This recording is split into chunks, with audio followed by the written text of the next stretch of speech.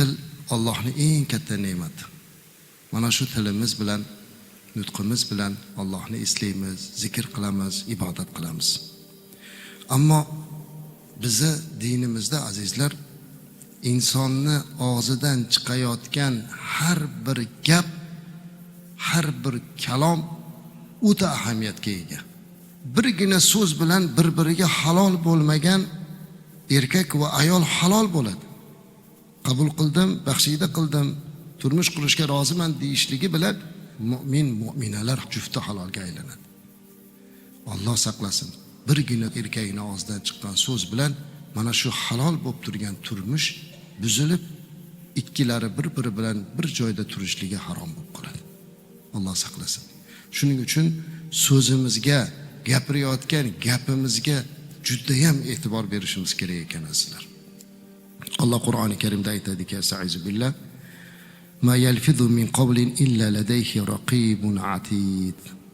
U biror so'zni talaffuz qilsa, albatta uning oldida hozir nozil bo'lgan bir kuzatuvchi, so'zni yozib oluvchi farishta bordir. Har bir gapimiz yozilar ekan azizlar.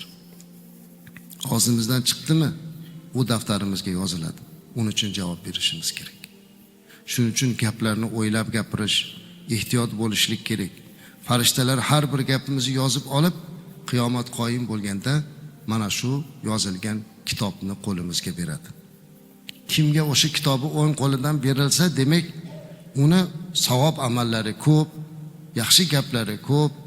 Agar chap tomondan berilsa, demak gunohimiz ko'p, gunoh so'zlarimiz ko'p. Alloh o'zi saqlasin. Ana shuning uchun gapirayotgan har bir gapim yozilyapti. Boshqalar bilmasa-da Alloh bilib turibdi degan qovulda, e'tiqodda tursak, hech qachon tilimizni noto'g'ri yo'lga burmagan bo'lardik.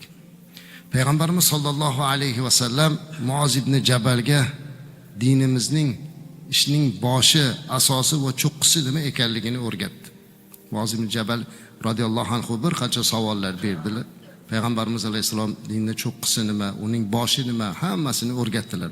Aytdilarki, oxiri borib, mana shu yaxshiliklarni asli eng yaxshisini senga o'rgataymi dedilarda. Eng yaxshisi mana shu tilni saqlash dedilar. Tilingni mahkam ushlasang, eng yaxshisi shu dedi.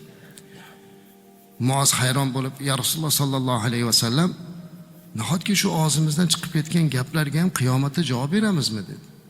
Shu tilimizdan chiqqan gapga javob beramizmi deb hayron bo'ldilar. Shunda payg'ambarimiz alayhisalom unga qarab, takilatga ummuk va hal yakubbu an-nas fin-nar ala wujuhihim illa hasa'id alsinatihim.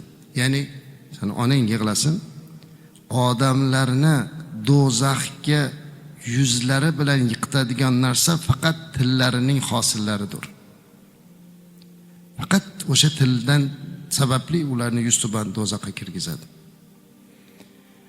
Shu nuqtai nazardan ushbu hadisni yetkazgan Imom Termiziy hadislari mana yillar aro kelarkan azizlar, bilinadiki, biz albatta tilimizni saqlashimiz kerak ekan.